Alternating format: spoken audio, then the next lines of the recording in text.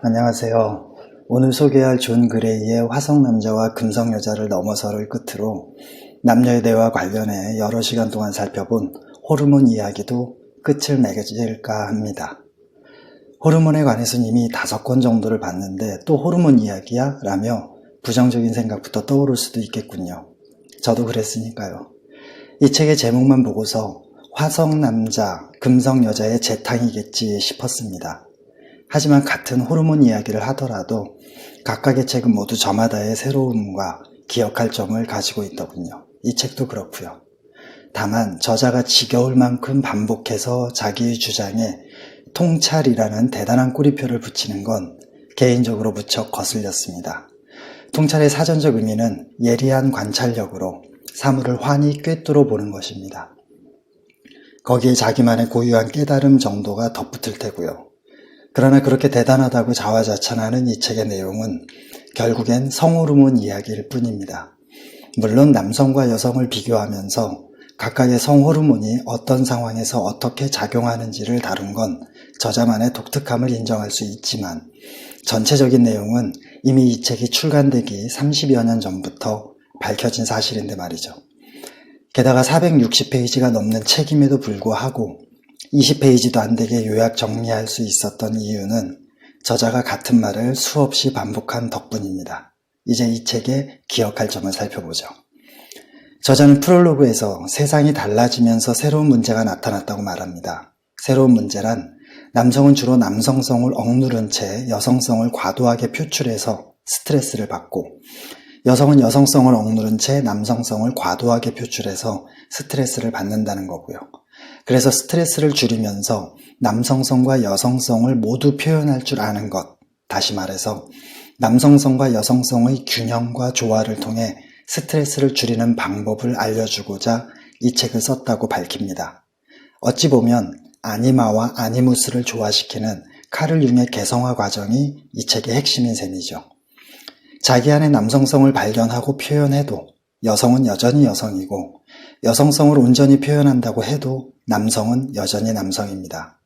남성과 여성은 생물학적으로 다르고 누구나 유전자와 태아 때 성호르몬에 노출된 정도에 따라 남성성과 여성성의 고유한 균형을 안고 태어나기 때문이죠.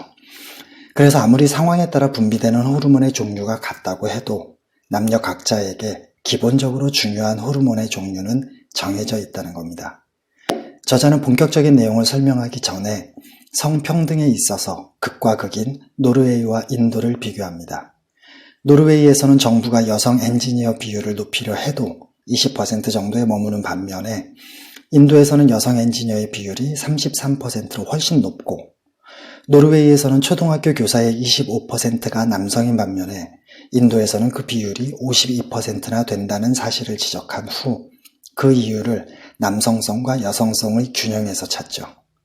노르웨이에서는 가정에서 남녀 각자가 자신의 성과 반대되는 특성을 드러내야 하므로 사회에서는 자신의 고유성을 찾고 인도에서는 가정에서 남녀 각자가 자신의 고유성을 드러내야 하므로 사회에서는 자신의 성과 반대되는 특성을 찾기 때문이라고 말합니다. 사실 남녀든 청년과 노인이든 동양과 서양이든 차이를 부정하는 건 진정한 평등이 아닙니다. 차이의 꼬리만 보여도 차별이라며 목에 핏대를 세우는 건 편견에 사로잡힌 일종의 강박관념일 뿐이고요. 숲과 정원이 아름다운 건 다양하면서도 고유한 차이를 지닌 나무와 꽃들이 있기 때문입니다.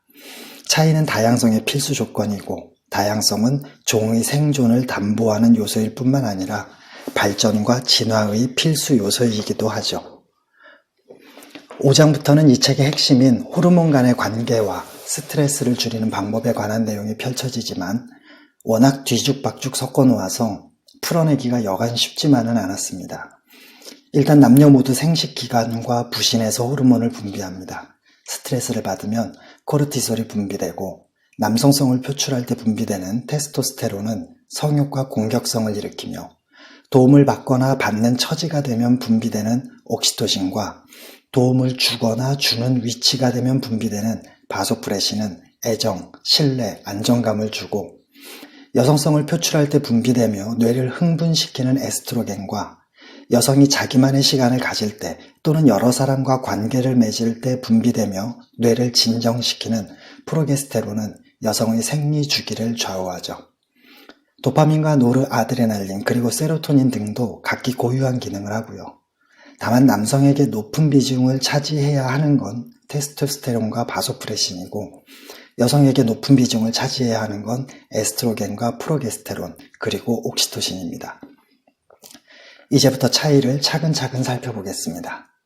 남성은 스트레스를 받으면 코르티솔과 함께 테스토스테론도 일시적으로 증가하는데 이때 스트레스를 통제할 수 있다는 자신감, 즉 남성이 목숨처럼 떠받드는 능력의 유무가 무엇보다 중요합니다. 자신감을 유지하면 곧바로 코르티솔, 즉 스트레스가 감소하지만 자신감을 상실하면 아로마타아제라는 효소가 분비되어 테스토스테론을 에스트로겐의 일종인 에스트라디올로 바꿔버리기 때문에 스트레스가 더욱 높아집니다. 그래서 부족한 테스토스테론을 정상 수준으로 회복하려면 남성에게는 30분 정도 자기만의 공간에서 자기만의 시간을 갖는 동굴 시간, 즉 4시간이 꼭 필요합니다. 남성이든 여성이든 남성성의 표출, 즉 의사결정, 문제 해결, 봉사활동, 학습, 위험 감수, 경쟁, 스포츠 활동, 게임에서의 승리, 드라이브 등의 남성적인 활동을 하면 테스토스테론 수치는 증가하고 에스트로겐 수치는 감소하며 여성성의 표출, 즉 대화를 통해 감정을 교류하거나 타인에게 사랑을 베푸는 행위 같은 여성적인 활동을 하면 테스토스테론 수치는 감소하고 에스트로겐 수치는 증가합니다. 따라서 스트레스 해소의 방법으로 여성들에게는 대화를 통한 감정의 교류가 매우 바람직하지만 남성에게는 스트레스를 낮춰줄 테스토스테론을 억제하기 때문에 바람직하지 않습니다. 만약 남성이 미주알 고주알 감정을 털어놓는 스타일이라면 여성의 스트레스는 줄어들기는커녕 더 심해집니다. 의지할 곳은 사라지고 오히려 남편의 온갖 걱정거리까지 떠안게 되기 때문입니다. 남편이 여성성을 과도하게 드러내는 바람에 여성 자신은 남성성 쪽으로 떠밀리게 되는 거죠. 스킨십, 관심, 애정을 통해 분비되는 옥시토신은 혼자서도 남성의 스트레스를 낮추지만 동시에 테스토스테론 분비도 낮춥니다. 그래서 성욕도 줄어듭니다. 그러나 여성은 옥시토신과 에스트로겐의 협업이 있어야만 스트레스를 줄일 수 있습니다. 다만 타인의 장점이나 능력을 인정하게 해주는 에스트로겐이 분비되는 여성적인 활동이 1대1 관계에서 이루어지거나 이루어지리라 예상할 수 있을 땐 옥시토신이, 여러 사람과의 관계에서 이루어지거나 이루어지리라 예상할 수 있을 땐 프로게스테론이 함께 분비됩니다. 앞서 언급했듯이 프로게스테론은 여성이 자기만의 시간을 자신을 위해 사용할 때도 분비됩니다. 프로게스테론이 자신의 장점이나 능력을 인정하게 해주기 때문이죠. 즉, 혼자만의 시간과 활동을 가질 때 남성은 테스토스테론이, 여성은 프로게스테론이 증가합니다. 따라서 사랑하는 사람의 존재는 에스트로겐과 옥시토신을 생성하는 데는 도움이 되지만 테스토스테론과 프로게스테론을 생성하려는 노력은 전적으로 남녀 자신의 몫일 수밖에 없습니다. 저자는 남녀 모두에게 직장에서의 당신 시간과 개인적 친교인 우리 시간, 그리고 자기 혼자만의 4시간이 반드시 순서대로 필요하다고 말합니다. 특히 여성에게 당신 시간은 생리 후 5일간이고 우리 시간은 그 다음 5일간이며 4시간은 그 다음부터 생리일까지에 해당하고요. 저자가 순서를 강조한 이유는 호르몬 간의 역학관계 때문입니다. 여성에게 있어서 당신 시간 동안 과도하게 분비된 테스토스테론은 우리 시간을 통해서만 확보할 수 있는 옥시토신에 의해 충분히 억제되어야만 합니다. 그렇지 않고 높은 상태 그대로 유지되면 오히려 4시간을 통해 분비되는 프로게스테론을 억제하거나 아니면 남성의 테스토스테론이 에스트라디올로 전환될 수 있듯이 테스토스테론이 여성의 프로게스테론을 테스토스테론과 코르티솔로 바꿔버리기 때문이죠.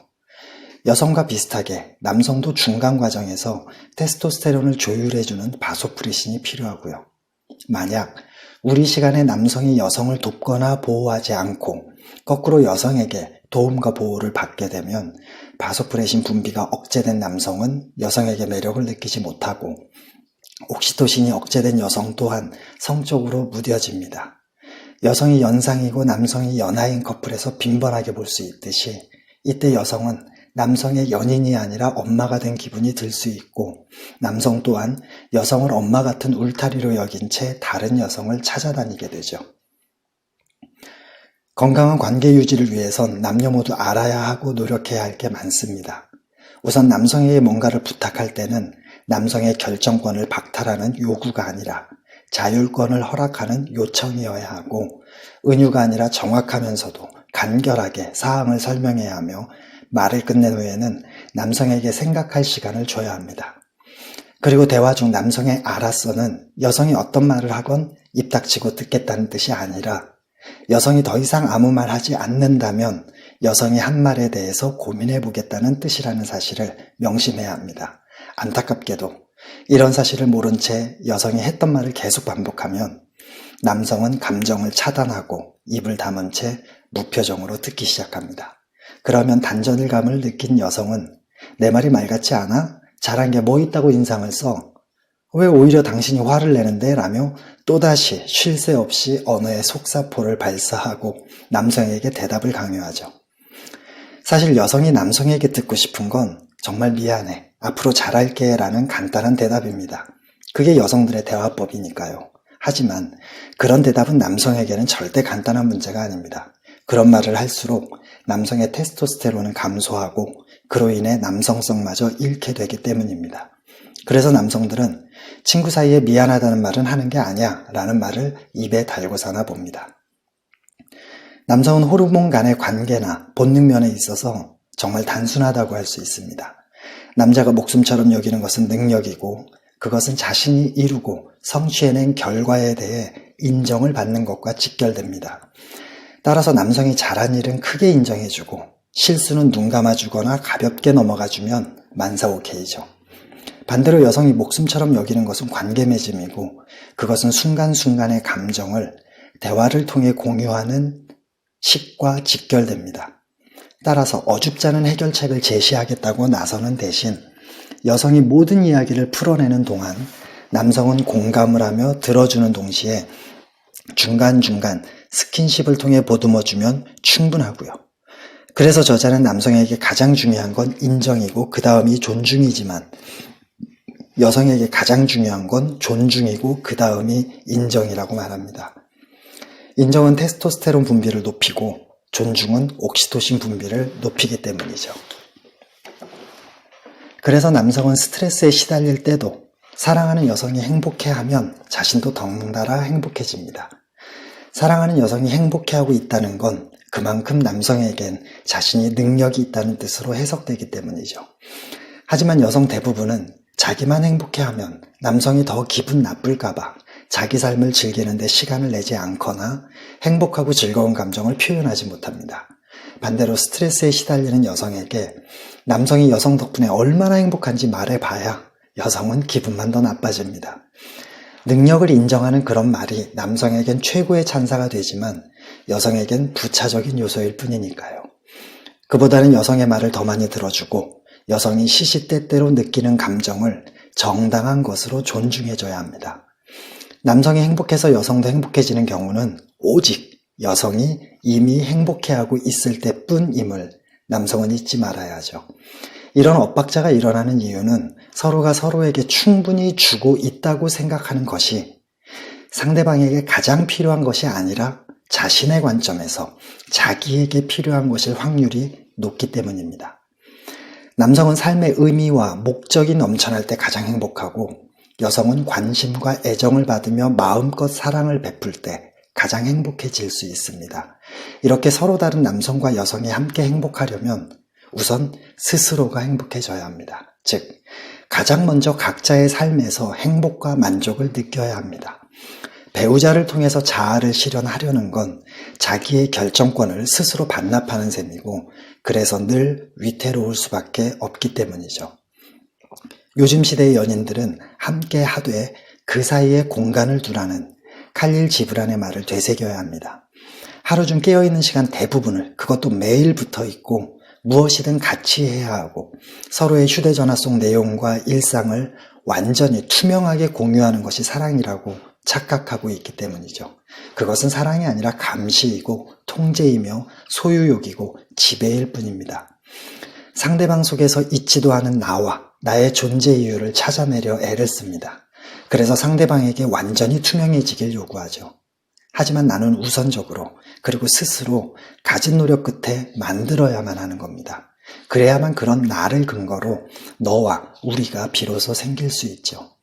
있지도 않은 나를 찾겠다고 상대방 속을 완전히 헤집어 놓으니 한병철의 말처럼 서로의 사이에 공간, 즉 거리가 없어지고 그 결과 서로가 서로에게 느껴야 할 아름다움도 신비로움도 사라집니다.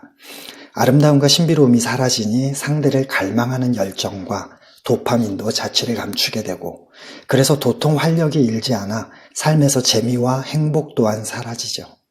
그러면 모든 잘못을 상대에게 전가시키고 또다시 다른 사람을 찾아 나서는 과정이 반복될 뿐이고요. 저자의 말처럼 내 영혼의 짝은 어디에서 찾을 수 있나요? 라고 물으면 안 됩니다. 영혼의 짝이 어딘가에 있을 수도 있고 없을 수도 있겠지만 그나 그녀를 찾아낸다고 해도 그나 그녀가 여러분의 존재를 알아채지 못할 수도 있습니다. 따라서 어떻게 해야 만날 수 있나요? 라고 물어야 하죠. 예전 방송에서 여러 번 이야기했듯이 백마탄 왕자를 만나려면 여러분이 반드시 공주가 되어야 합니다. 과거 시험에 장원급제한 이몽룡을 만나려면 여러분이 반드시 성춘향이 되어야 합니다. 여러분이 방자라면 향단이와 맺어질 수밖에 없으니까요. 결국엔 스스로 노력하지 않은 채 요행을 바라지 말라는 말입니다. 고생하셨습니다. 다음 시간에 뵙죠.